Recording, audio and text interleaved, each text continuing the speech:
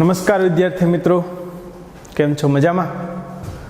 Direct indirect નો topic આપણે લગભગ બધા વાક્યો પૂરા કરી લીધા છે. હવે શું કરવાનું છે કે જે પેરેગ્રાફનું ઇનડાયરેક્ટ કઈ રીતે કરવું એ આપણે શીખવાનું છે.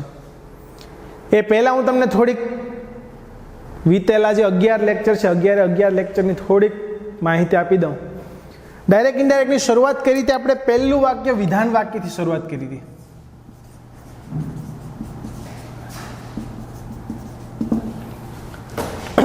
વિધાન વાક્યનું જ્યારે આપણે ઇનડાયરેક્ટ કરતા હતા ત્યારે રિપોર્ટિંગ વર્બ સેડ ટુ નું ટોલ્ડ કરતા હતા અને સંયોજક તરીકે ધેટ મૂકતા હતા. બાકીના ફેરફાર જે છે કાળમાં ફેરફાર, સમયદર્શક શબ્દોમાં ફેરફાર, સ્થળદર્શક શબ્દોમાં ફેરફાર, સર્વનામમાં ફેરફાર, એ તમામ વસ્તુ તમને આવડે છે એવું હું માની લઉં છું અત્યારે. બરાબર? વિધાન વાક્યો પૂરા થયા પછી આપણે જોયા હતા તે પ્રશ્નાર્થ વાક્યો, જેને કહેવાય ઇન્ટેરોગેટિવ સેન્ટેન્સ, એટલે કે પ્રશ્નાર્થ વાક્યો. એના બે પ્રકાર જોયા હતા પ્રશ્નાર્થ વાક્યના.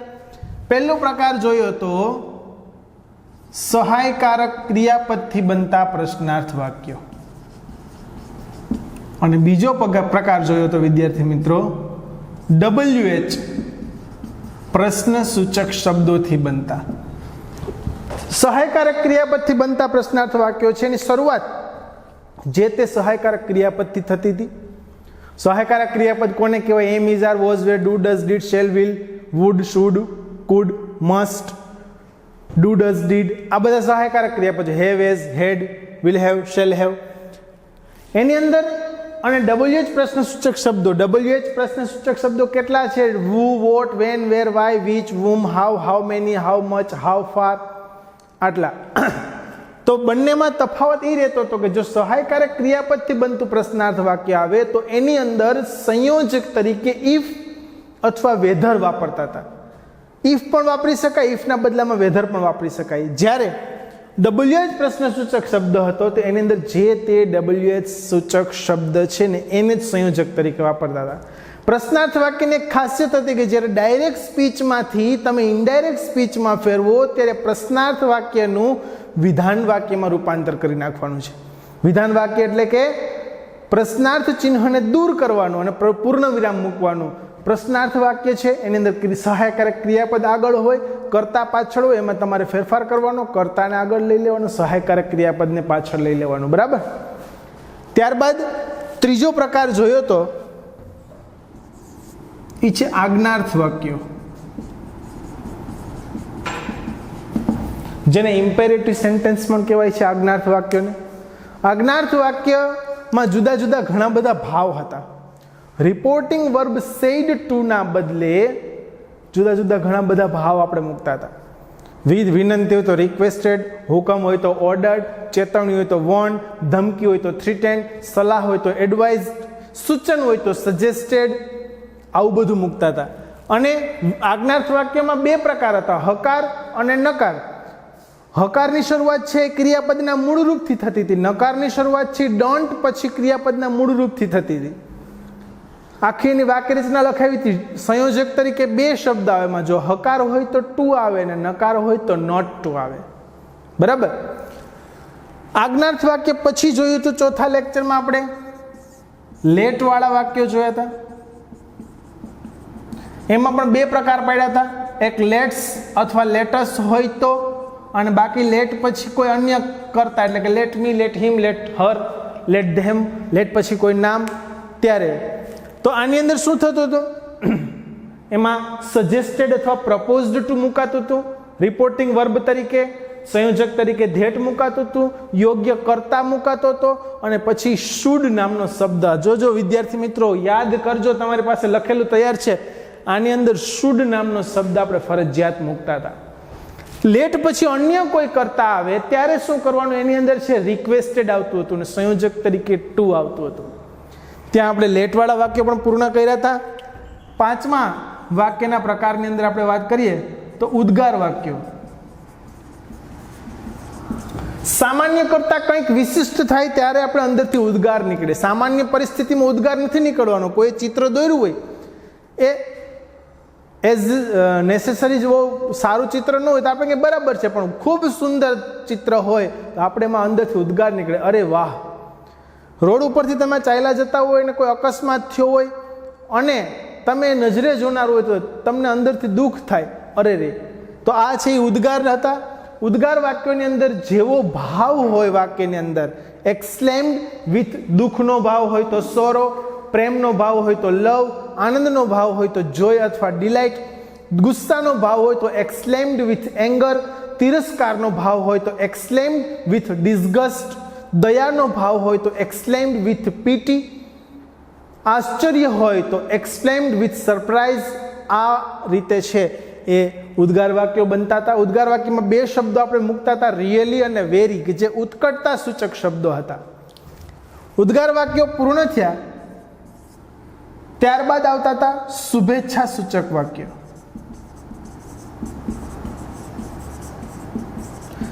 જેને ઓપ્ટેટિવ સેન્ટેન્સ કહેવાતા હતા. એમાં બે પ્રકાર પાડ્યા હતા. શિક્ષક વર્ગમાં આવે ને તમે ગુડ મોર્નિંગ કહો, એક જાતની શુભેચ્છા છે. તમારો મિત્ર તમને પેન આપે ને થેન્ક યુ કહો, એક જાતની શુભેચ્છા છે.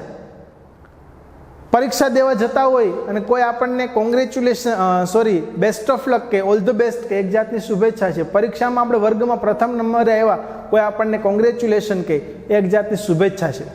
જ્યારે તમે મમ્મી પપ્પાને પગે લાગો ને એમ કે બેટા 100 વર્ષનો થાય, મે યુ લીવ લોંગ, તે આશીર્વાદ છે. તો શુભેચ્છા સૂચક વાક્યોના બે પ્રકાર પાડ્યા હતા, શુભેચ્છા અને આશીર્વાદ. એનું પણ કઈ રીતે, એનું પણ વાક્ય રચના તમારી પાસે છે. તો ટોટલ અહીંયાથી લઈને અહીંયા સુધી આટલા વાક્યો આપણે ભણી લીધા છે. હવે શું કરવાનું છે? પેરેગ્રાફમાં એક એક વાક્ય નહીં આવે વિદ્યાર્થી મિત્રો, પેરેગ્રાફમાં બધા વાક્યો મિક્સ હશે. તો આવા વાક્યોને ઇન્ડાયરેક્ટ કરતી વખતે અમુક ચોક્કસ બાબતો ધ્યાનમાં રાખવી પડે. એ આજે તમને આ લેક્ચરમાં શીખવાની છે કે પેરેગ્રાફનું ઇન્ડાયરેક્ટ કરતી વખતે ધ્યાનમાં રાખવાની બાબતો.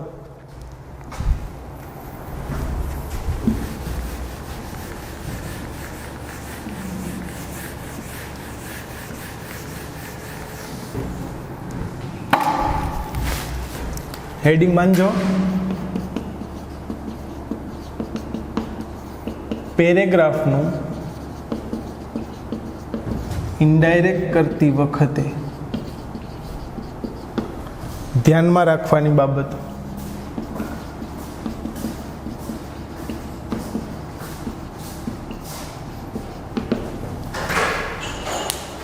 પહેલું તો એ કરવાનું છે વિદ્યાર્થી મિત્રો, જ્યારે રિપોર્ટેડ સ્પીચમાં બે વાક્યો આપેલ હોય, બે વાક્યો એટલે શું? રિપોર્ટેડ સ્પીચમાં કર્તા બોલે અને સાંભળનાર સાંભળે, પછી કંઈ પણ વાક્ય હોય એ પૂર્ણ વિરામ થઈ પછી એમાં ને એમાં બીજું વાક્ય હોય, તો ત્યારે છે ને શું કરવાનું? તો બંને વાક્યો, અહીંયા પહેલું વાક્ય કહું છું, એક ઉદાહરણ જોઈએ. He said to his father, tomorrow is holiday. I am going to my friend's place.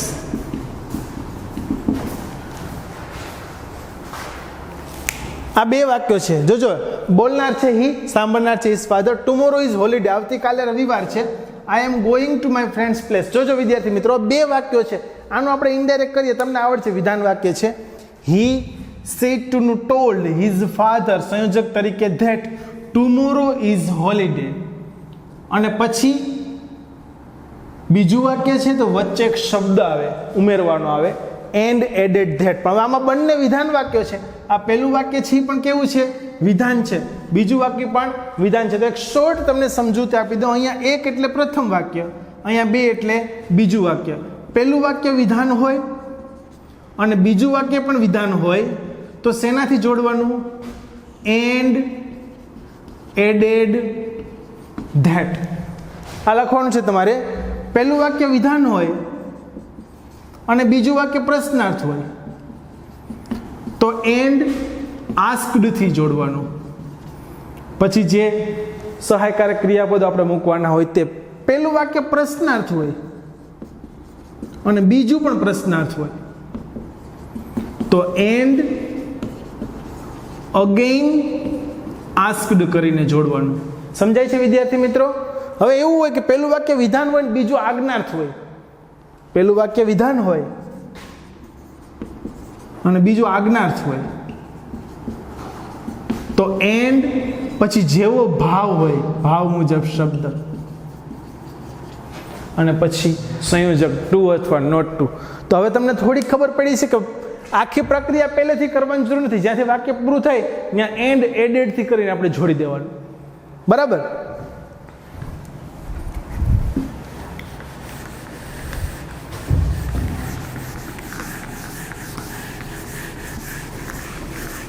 તો હવે આ વાક્યને આપણે ઇનડાયરેક્ટમાં ફેરવીએ. હી સેડ ટુ નું થઈ જાય ટોલ્ડ હિઝ ફાધર, સંયોજક તરીકે ધેટ. હવે ટુમોરોનું શું થઈ જાય? The next day. The next day is નું થઈ જાય વોઝ. હવે તમને સમજાવવું ન પડે, તમને આવડે છે. Next day was holiday. અહીંયા પહેલું વાક્ય પૂરું થઈ જાય. હવે એને આપણે જોડવાનું છે એન્ડ એડેડ ધેટ. એનો અર્થ થાય છે અને વધુમાં એણે ઉમેર્યું કે.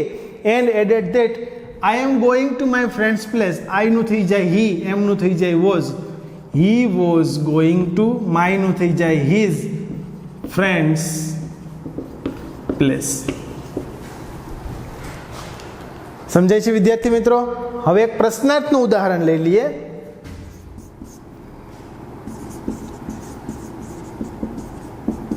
She said to her mother,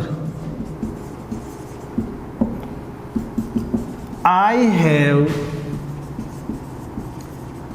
prepared tea for you.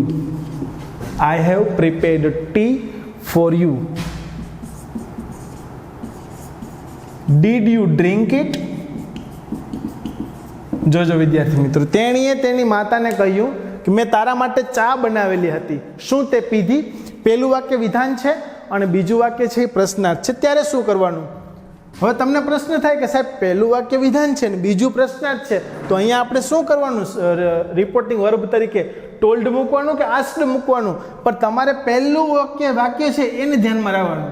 પહેલું વાક્ય વિધાન છે ને તો એના માટે ટોલ્ડ મૂકવાનું. અહીંયા પ્રશ્નાર્થ હોત ને વિદ્યાર્થી મિત્રો તો તમારે આસ્ક્ડ કરવાનું. અત્યારે અહીંયા શું કરવાનું? ટોલ્ડ કરવાનું. She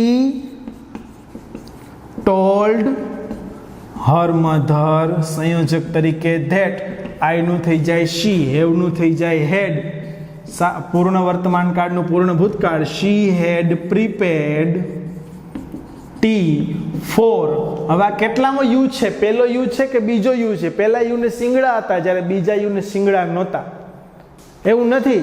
પહેલો યુ કર્તા વિભક્તિનો, બીજો યુ કર્મ. અહીંયા વાક્યમાં છેલ્લે આવ્યો છે એટલે કર્મ વિભક્તિનો યુ છે. યુના સર્વનામ સાંભળનાર એટલે કે માતા પ્રમાણે, શી પ્રમાણે. યુનું યુ તો શીનું હર થઈ જશે, ફોર હર. હવે પ્રશ્ન થયો છે તેને શું જોડવાનું? And asked. સંયોજક તરીકે સહાયકારક ક્રિયાપદ છે એટલે ઇફ મૂકવાનું. If she had drunk it. હવે તમને થાય સાહેબ હેડ કેમ આવ્યો? ડીડ હોય તો કયો કાળ હોય? સાદો ભૂતકાળ હોય. એને વિધાન વાક્યમાં ફેરવે તો યુ ડ્રેન્ક ઇટ થાય. યુ ડ્રેન્ક ઇટ સાદા ભૂતકાળનું વાક્ય છે. ઇનડાયરેક્ટમાં ફેરવો તો પૂર્ણ ભૂતકાળ થઈ જાય. યુ હેડ ડ્રંક ઇટ થઈ જાય. યુના સર્વનામ સાંભળનાર સાથે ફરે. સાંભળનારીની માતા છે એટલે શી થઈ જાય. સમજાણું વિદ્યાર્થી મિત્રો? આ રીતે બે પ્રશ્નાર્થ હોય તો અગેન આસ્ક કરવાનું. એટલે પહેલો નિયમ જો હતો કે જ્યારે બે રિપોર્ટેડ સ્પીચમાં બે વાક્ય આવેલ હોય ત્યારે શું કરવું?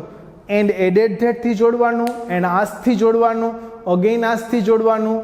બીજો કોઈ વાક્ય હોય તો એ રીતે જોડવાનું. સમજાય છે? હવે નિયમ નંબર 2.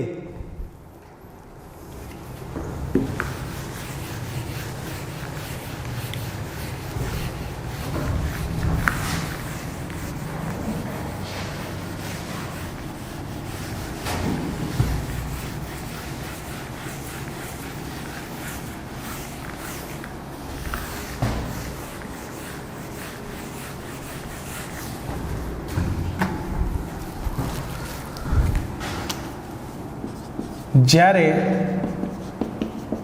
કોઈ પ્રશ્નના જવાબમાં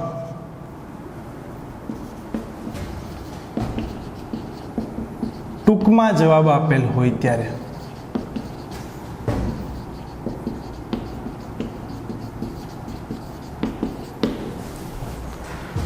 ટૂંકમાં જવાબ એટલે શું? પહેલાં તો આપણે વિદ્યાર્થીને કહીએ કે ભાઈ કાલે કેમ નહોતો આવ્યો, એમ કંઈક બહાર ગયો હતો, અથવા તેમ કોઈ વિદ્યાર્થીનું નામ પૂછે તારું નામ શું છે, એ પોતાનું નામ કહે કે રમેશ. એમ નથી કહેતો કે મારું નામ રમેશ છે. સમજાય છે? ટૂંકમાં જવાબ આપતા હોય. પણ ઇનડાયરેક્ટની ભાષા છે એ ટૂંકમાં જવાબને સ્વીકારતી નથી. તું અહીંયા શું કામ આવ્યો છે? કે ફરવા. એમ નથી કહેતો હું અહીંયા ફરવા માટે આવ્યો છું. પણ આપણે એવી કલ્પના કરવાની કે જો એને કદાચ પૂરા વાક્યમાં જવાબ આપ્યો હોત તો કઈ રીતે જવાબ? એક ઉદાહરણ જોઈ લઈએ.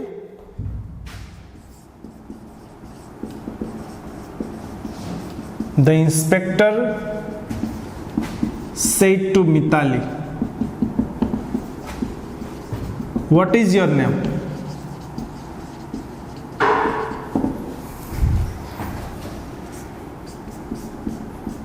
Mitali said, Mitali. હવે ઇન્સ્પેક્ટરે મિતાલીને એનું નામ પૂછ્યું, તારું નામ શું છે? મિતાલીએ શું કીધું? મિતાલી. હવે હકીકતમાં આપણે કદાચ વિચારો કે જો મિતાલીએ પૂરા વાક્યમાં જવાબ આપ્યો હોત તો શું આપ્યો હોત? My name is Mitali. આ રીતના આપ્યો હોત. તો આપણે આ ભૂલી જવાનું છે. આપણે એનો પૂરા વાક્યમાં જવાબ બદલવાનો. આનું ઇનડાયરેક્ટ કરીએ આપણે. ધ ઇન્સ્પેક્ટર આસ્ક્ડ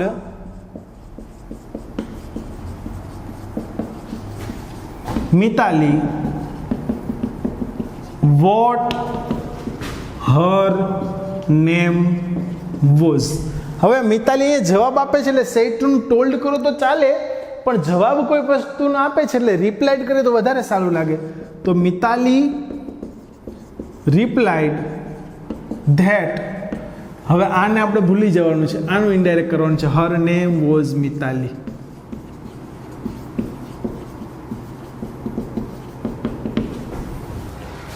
સમજાય છે કે ડાયરેક્ટ સ્પીચમાં ભલે ટૂંકમાં જવાબ આપેલું હોય, પણ ઇનડાયરેક્ટ સ્પીચ આવે ને ત્યારે એનું આખા વાક્યમાં પૂરા વાક્યમાં જ જવાબ આપવાનો. આ બે નિયમો મુખ્ય હતા.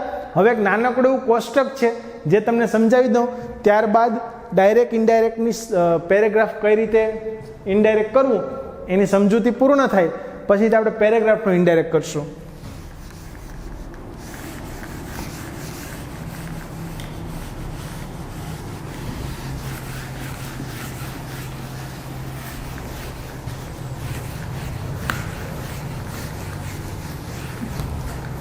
આ કોષ્ટક ખૂબ અગત્યનું છે.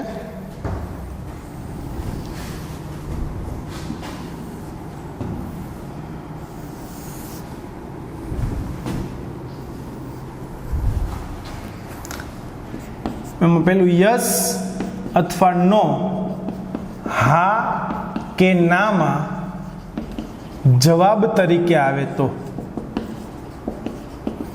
આપણે ડાયરેક્ટ ઇનડાયરેક્ટના વાક્યો આવે એમાં યસ અથવા નો આવે તો એ યસ અથવા નો આપેલું હોય ને વાક્યનો ભાવાર્થ છે એ હા કે નામાં જવાબ તરીકે હોય તો જો યસ હોય તો રિપ્લાઇડ પોઝિટિવલી અને નો હોય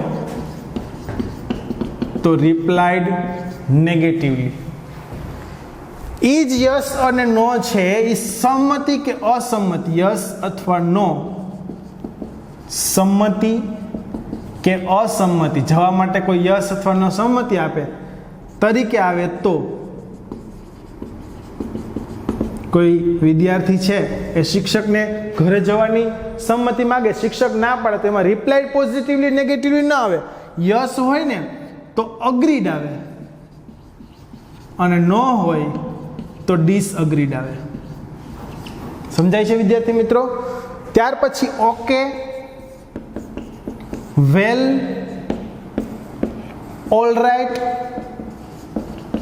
વગેરે આવેલ હોય એનું શું કરી નાખવાનું? એનું પણ એગ્રીડ કરી નાખવાનું. ઓકે, વેલ અથવા ઓલરાઈટ હોય તો એનું એગ્રીડ કરી નાખવાનું. સોરી હોય, સોરી આપેલું હોય તો બેગ્ડ પેરેડોન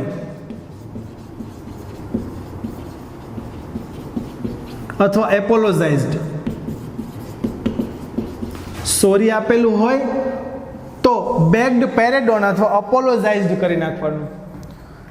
ત્યારબાદ વાક્યની શરૂઆતમાં જ સર અથવા મેમ એવું રિસ્પેક્ટ વાળું માનદર્શક શબ્દ આવેલું હોય તો એમાં વિથ રિસ્પેક્ટ જોડી દેવાનું. આપણે વિથ રિસ્પેક્ટ છે એ જોડી દેવાનું. વાય આપેલું હોય માત્ર વાય તો વાય નું થશે આસ્ક્ડ ફોર રીઝન.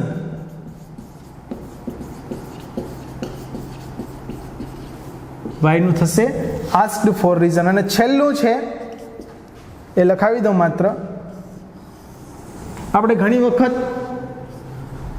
એવા શબ્દ બોલતા હોય, મમ્મી છે એના માટે મોમ શબ્દનો પ્રયોગ કરતા હોય, ડેડી પાપા માટે ડેડી શબ્દનો પ્રયોગ કરતા હોય, ભાઈ માટે ટૂંકું આવ્યું હમણાં બ્રો શબ્દનો પ્રયોગ કરીએ છીએ.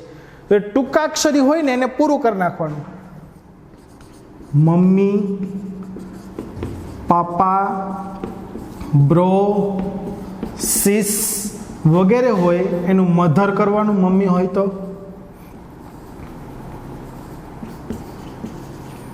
પપ્પાનું ફાધર કરી નાખવાનું. બ્રો હોય તો બ્રધર, સિસ્ટર એ રીતે. પછી ગ્રાન્ડફાધર હોય તેને